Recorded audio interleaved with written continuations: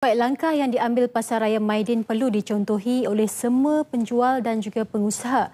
Namun tidak semua bertindak demikian.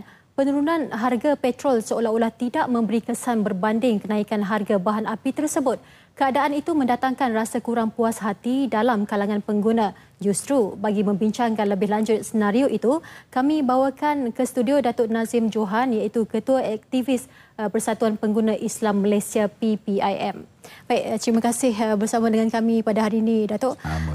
Dan hari ini mungkin kita boleh terus menjurus kepada persoalan mengenai harga barangan ini, di mana untuk permulaan ini saya ingin mengetahui tentang apa yang Datuk mahu berkatakan mengenai senario sekarang ini yang mana tidak semua barangan mengalami penurunan harga. Dan saya kira walaupun bermula Jumaat, beberapa pasaraya setuju untuk menurunkan beberapa item, tetapi komen Datuk mengenai peniaga-peniaga lain secara keseluruhannya. Dia sebenarnya kita melihat mungkin kalau kita lihat baru ni harga minyak turun, lepas tu tarif elektrik pun turun. Jadi itu seharusnya membawa peniaga untuk menurunkan harga dengan lebih ketara lagi. Tapi hari ini kita lihat hanya beberapa kerat sahaja mereka yang sebenarnya Maidin dan beberapa supermarket yang kita lihat itu polisinya memang harga tidak tinggi. Tetapi ada juga supermarket yang harganya memang tidak rendah. Jadi kita harap dengan adanya penurunan harga yang ketara hari ini, supermarket-supermarket lain, satu yang maknanya di pihak supermarket kena, penjual kena menurunkan harga, di pasar pun kena menurunkan harga. Jadi tak bolehlah dulu untung kata 50 sen, bila harga turun nak untung 80 sen pula. Patutnya sama-sama turun dan memberi manfaat itu kepada pengguna. Jadi hari ini kita rasanya kita kena menggerakkan pengguna untuk mendesak harga terus turun.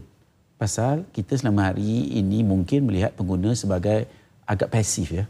Harga naik, beli barang. Harga naik lagi, pembeli juga. Harga tak turun pun, beli juga. Jadi kita kena mendidik pengguna untuk supaya lebih prihatin dan melihat kepada hak mereka sebagai pengguna untuk mendapat harga yang berpatutan seiring dengan penurunan harga-harga benda lain. Pasal dulu, bila harga naik 20 sen, dia orang naik RM1 pun ada.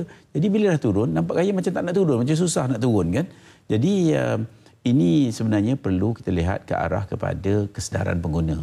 Kalau mengikut kita di Persatuan Pengguna Islam, pengguna agak kurang prihatin, agak mengantuk ataupun mungkin ada yang tidur. Jadi kita kena gerakkan, bangkitkan pengguna supaya melihat balik hak-hak mereka sebagai pengguna dan demand untuk mendapat hak yang seharusnya diberi.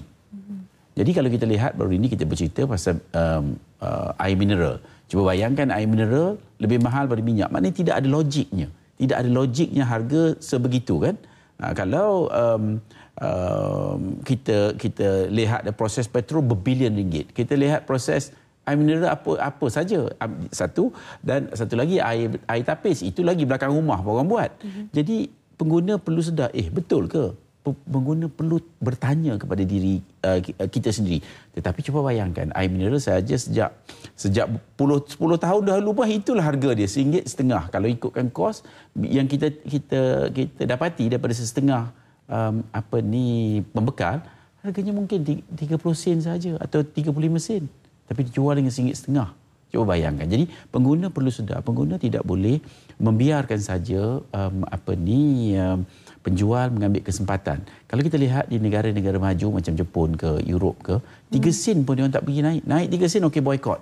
Jadi itu hak kita, duit kita. Jadi kenapa kita hendak membiarkan orang lain mengambil kesempatan atas diri kita? Jadi kita kena buat sesuatu. Jadi pengguna perlu sedar, mula dengan keluarga.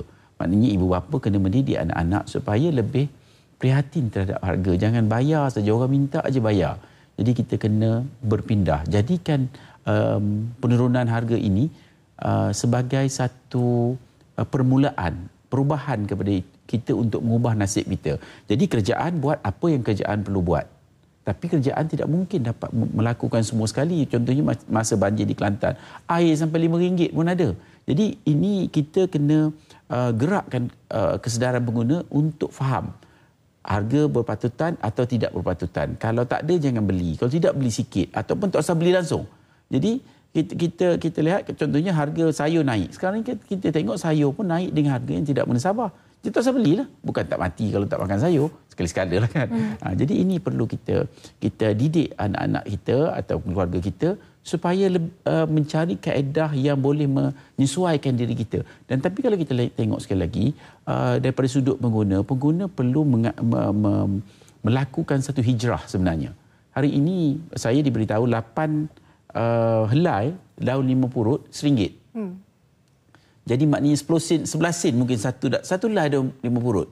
Tapi betul lah barang tu mahal. Tapi kenapa kita mesti beli? Kenapa kita tak tanam limau purut? Limau purut boleh ditanam. Kadang-kadang di kampung cili pun beli. Jadi ini perlukan satu anjakan amalan kita, budaya kita supaya mencari kaedah yang tidak membenarkan atau tidak memberi kita satu tekanan bila kita mencari. Pasal kalau kata nak cari limau purut, kalau tak ada kena beli. Sedangkan belakang rumah tanah luas. Jadi kita kena buat perbezaan. Dan ini perlu datang daripada diri kita sebenarnya. Baik, ada istilah boikot, ada istilah kesedaran dan juga keprihatinan di situ. Tapi dia banyak berbalik kepada pengguna itu sendiri. Itulah dianya. Ya, cuma difahamkan juga PPIM dengan kerjasama beberapa NGO ada menubuhkan satu pusat koordinasi yang akan menjadi rujukan kepada pengguna untuk mengetahui mana-mana premis yang perlu diboikot. Jadi berbalik kepada yang dimaklumkan tadi. Mungkin sedikit pencerahan daripada Datuk. Kita telah menubuhkan pusat ini untuk menjadi data collection center. Jadi kita mengambil data-data daripada orang ramai. Contohnya, kalau air mineral RM1.50, jangan beli. Tak menzabar. Kalau lebih pada RM1, tak usah beli. Jadi pengguna pun perlu bekerjasama. Kalau pengguna tidak mempunyai semangat, maka itu tidak akan terjadi. Jadi hari ini kepada pengguna yang mahu, maknanya kita tengah menyusun pusat boikot kita ini untuk mencari maklumat. Contohnya makanan. Bersabarlah sikit. Kalau buffet sampai 100 lebih ni saya rasa tak ada pergi. Kalau makan banyak mana pun tak dapat, tak mensabar membayar RM100 lebih. Ya, jadi pengguna perlu sedar membayangkan apakah jenis RM100 ni, berapa orang dapat makan. Dan adakah kita nak makan kalau boleh sampai nilai RM100? Saya rasa gemuk kita. Jadi kita pusat ini mengumpul data dan mencadangkan. Okey, mungkin kita juga melihat daripada bukan setakat makanan, spare parts harganya gila-gila, tak pernah sabar. Spare part bukan busuk pun, tak guna pun masih tak apa, tapi harganya dahsyat. Setengah-setengah perkhidmatan pun dahsyat. Repair kadang-kadang tak mensabar. Kadang-kadang telekomunikasi punya charge pun pelik juga. Yang kadang-kadang yang kita tak guna pun ada masuk. Jadi perkara-perkara ini perlu dilihat secara serius jika pengguna hendak dihormati.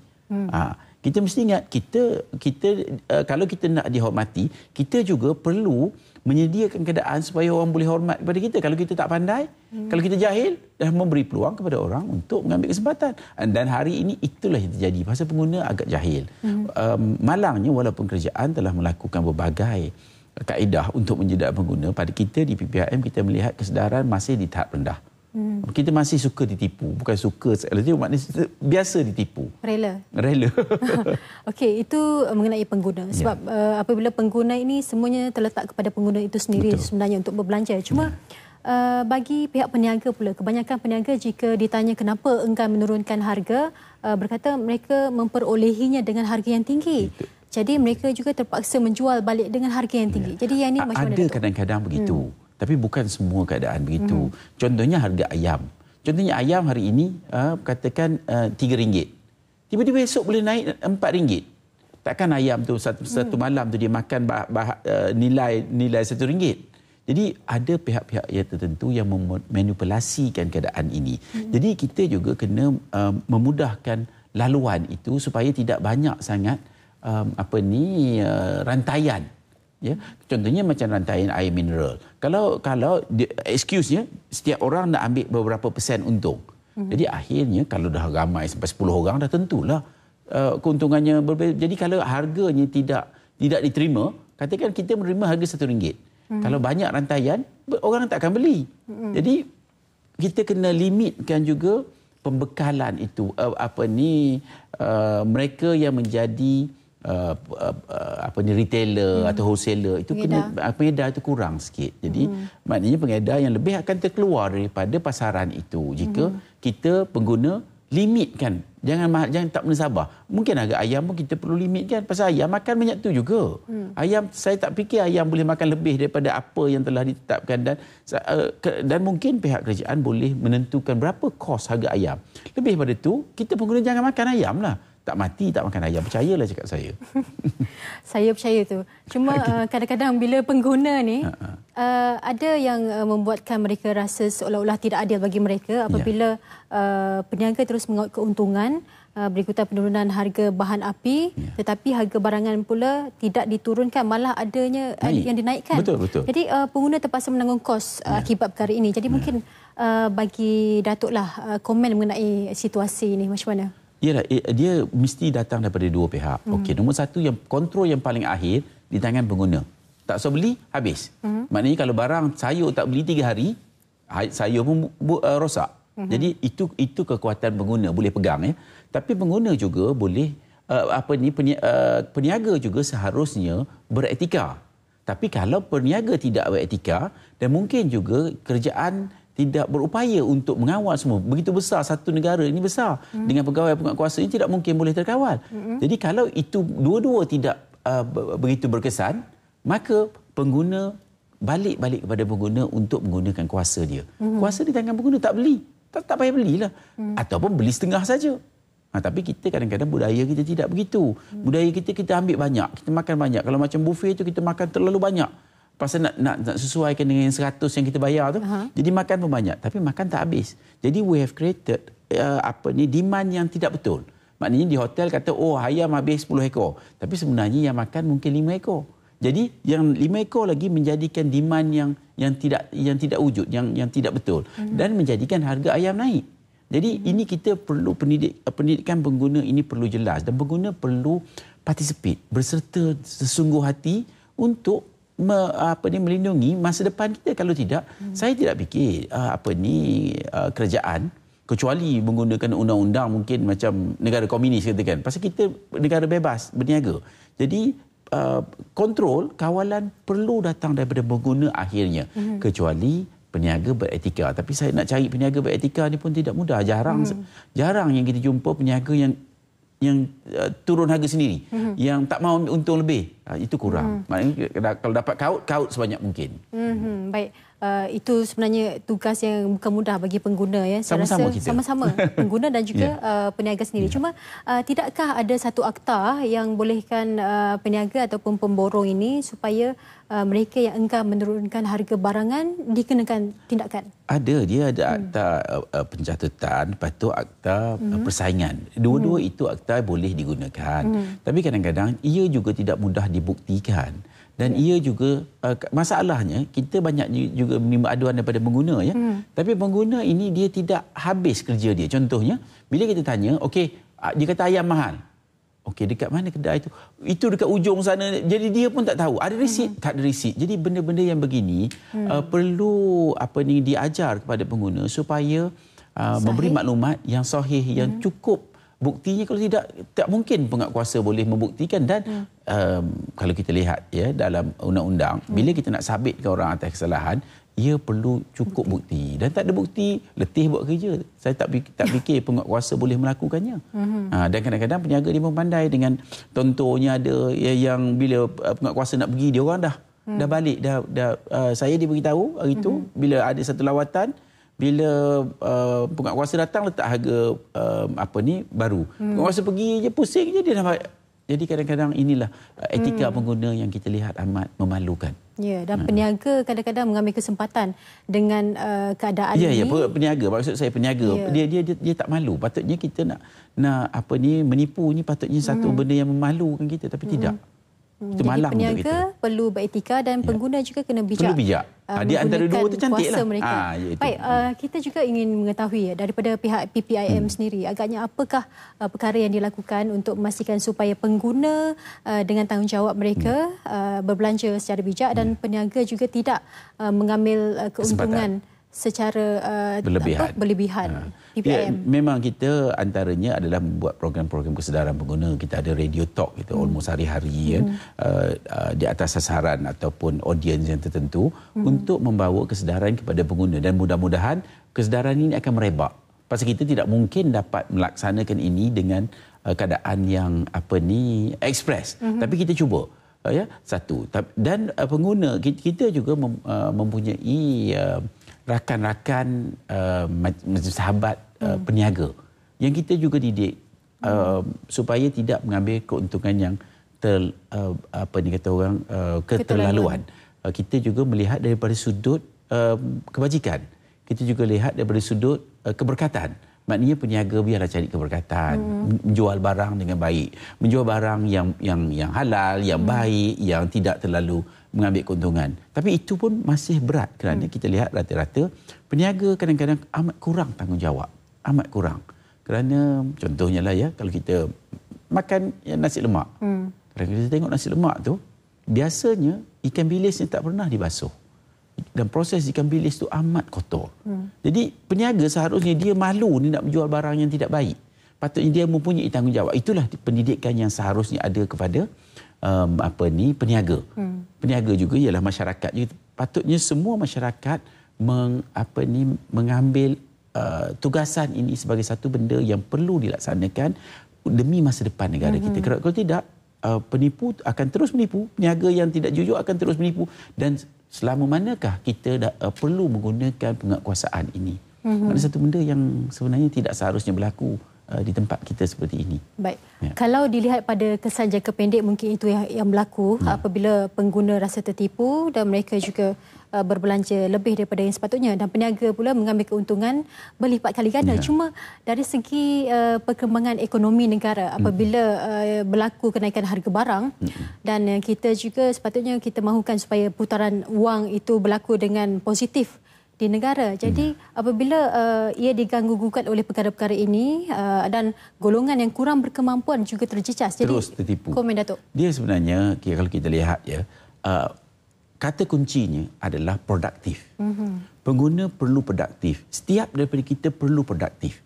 Kalau kita produktif, maknanya kita akan dapat mengawal harga. Jadi harga, contohnya, cuba bayangkan ada satu masa dahulu harga cili RM20 sekilo.